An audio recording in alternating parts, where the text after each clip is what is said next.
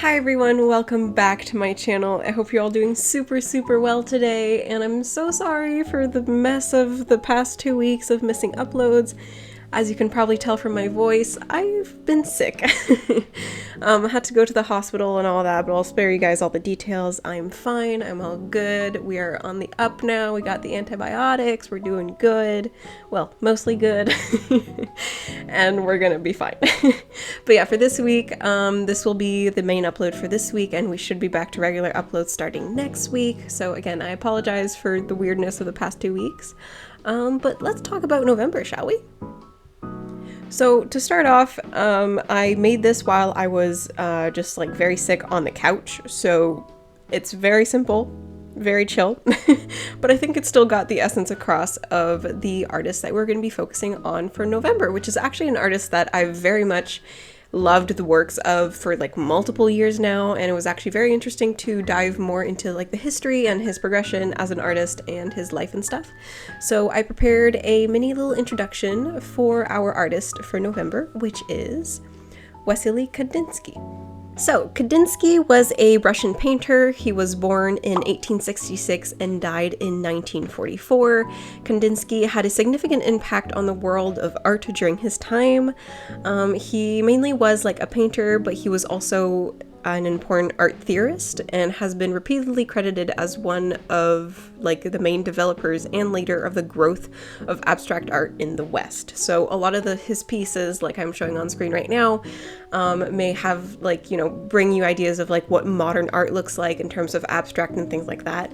And he's the one that like really, started to pave the way for those kind of things along with a handful of other artists, but he had a really significant impact in the creation of the style of abstract. So he stayed in Russia for a while doing art while studying law and economics at the University of Moscow, but then during World War I and the Russian Revolution, that changed a lot of things for Kandinsky, as his values of art and culture were not well seen within the new Soviet society.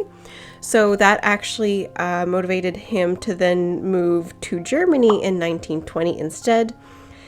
Because there were some opportunities to teach at a university. So to better pursue his love for art and culture, he ended up teaching at an art school until the Nazi uprising closed the school in 1933.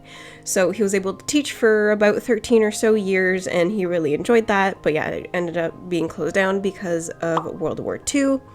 And then after that, he decided to move to France, where he ended up staying for the rest of his life and became a French citizen. And he lived there as an artist, creating art every single day, and had a great time, and ended up passing again in 1944. So he was there for another, 11 years-ish? And yeah.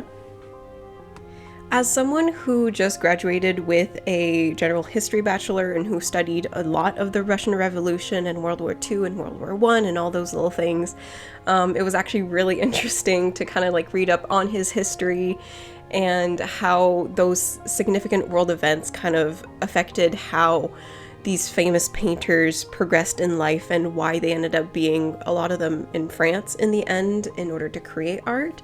So I thought that was really cool, and it was very interesting to see how like when the Russian Revolution happened and the Soviets came to power and stuff, that significantly affected obviously like what art and culture meant to the new Soviet society and things like that.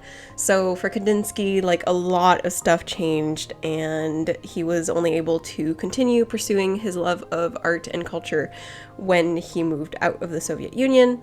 And so yeah, it was very interesting to see how he ended up in France and is now a very well-known artist. With all of these little famous pieces that we have seen in multiple different museums all over the world. And I think his abstract style is definitely one of my favorites. I just love, the distinct like shapes and the composition of everything. To me, that's like, when I think of abstract art, like that is what I think of, and that is what I try to achieve when I do abstract art. I really love that style specifically. So I think he like, really does it so well, and it's truly stunning. But the main piece that I decided to focus on was actually kind of inspired by something that I think I did in like grade 3 or something when I was 8 years old. We had to take these oil pastels and do like the circle art piece that was inspired by Kandinsky. And so we had to like recreate that in like grade 3 or something, and I was like, oh my god, like that's so funny, I'm gonna redo that but in a more lazy version on the couch in my journal for November. I thought that was really fun. So this is the main piece that I was inspired by. I ended up trying to kind of copy the same color schemes of certain parts for those 3 squares that I have in my journal. It was actually quite fun to do, but I know that Kandinsky used a lot of different mediums and media to do his art pieces, mainly watercolor, oil pastels, and gouache. So he used like a mix of those 3 usually. I just used straight up Crayola markers, to be quite honest. Again, I was not feeling great. So it definitely lost like a little bit of like that, you know, texture charm that the original piece has, but maybe I can try and redo it at some point, we'll see. But yeah, it was still very fun to do, and you know what, it ends up working for what I need for this month. You'll also notice that on the right-hand side, I have a very different layout than what I've been doing for the past couple months. I decided to do a running to-do list for the month of November instead of my usual, like, just like week by week little box situation. Because I've realized that instead of doing like the box by box, I just need like a giant to-do list, and then I can just like mark down the day that I've finished the task, because a lot of the tasks like either like bleed into the next week because I ran out of time or things like that. So I think it's just more functional for me at the moment to have a running task list. And then also on the side, I have just like all 30 days written out, and I can just write down my events that I need to keep track of. So whether that be like medical appointments or hangouts with friends or whatever, like it's simple and clear and everything can be there. So I kind of changed up my style for this month in order to better accommodate for what I need for this month. So once again, this is a reminder that bullet journaling is a tool. It should not be a hassle. It should be fun, and it should be functional for what you need. So that's kind of what I tried to remind myself when I was making this one, and I'm pretty glad that I ended up adapting it, and I'm excited to use it. I think it'll be perfect. But yeah, I'm gonna keep this video relatively short. Thank you guys so much for watching. Again, sorry for the craziness of the past 2 weeks of no uploads. I hope to be back to regular uploads starting next week. But yeah, make sure you guys take care of yourselves, and I'll see you guys all very, very soon. Bye guys!